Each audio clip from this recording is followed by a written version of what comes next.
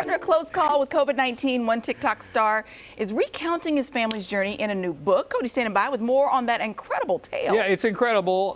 If you have a phone and opposable thumbs, you've probably witnessed this man in short little video bites. Robert E. Blackmon, it's time for you to answer the first question of the ages, my friend. Is it GIF Yes. or is it GIF? It's actually, it depends on who you ask, but it's actually GIF. GIF. Yay! The man Yes. that has been viewed 6 billion times on your phone devices. It is GIF. Thank you very much for clearing that out. Okay, so let's talk about this book that you've written. I mean, you talk about sign of the times, man. A lot of folks are going through this. An incredible journey. Your mom got sick with COVID. Go ahead and tell us a little bit about what happened. Well, I mean, it was really at the beginning of the pandemic before any of us knew anything. And it was March of 2020.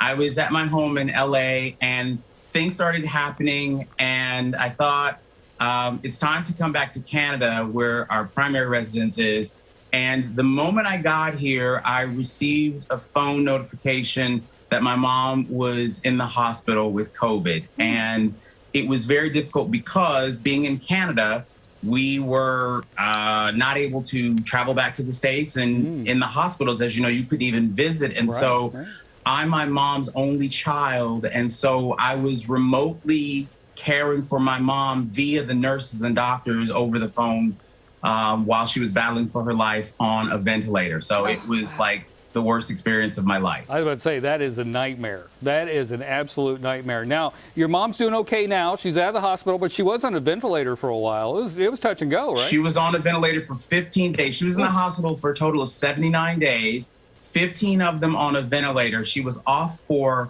8 days, and then they thought they would have to ventilate her again. But again, this is at the beginning of the pandemic. So they were afraid if they put her back on a ventilator, she would have like a 15 to 20% chance of making it.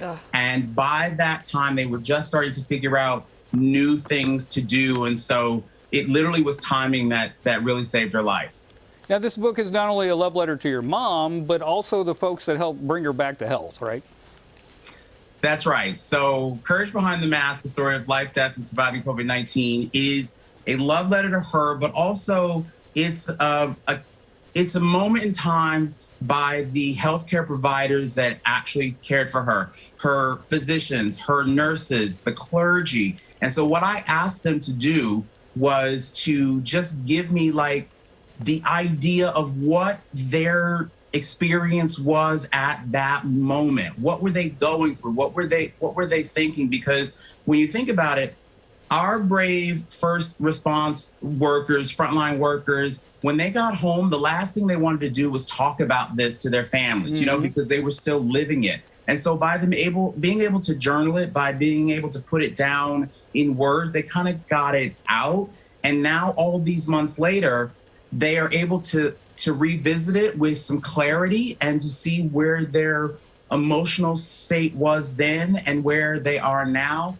And the fact that my mom made it, it really was sort of like a reward for them because so many didn't. So I was so honored to have them be a part of this project. That is lovely. It's called Courage Behind the Mask. You can get it on Amazon and everything. We got to go, but real quick, what is the most famous GIF that people download? What's the most downloaded of your face? It would have to be, because it's been shared, I think, 400 million times. It's this, all of this. Everybody can see I have hair, but it's this, all of this. And it's 8.1 billion times they've been shown. So you can see those at Giphy.com, Robert E. Blackmon /. Thank you so much for joining us. You are a star, my friend. Thank you so much. And the book sounds great. Thank you, guys. Have a great day.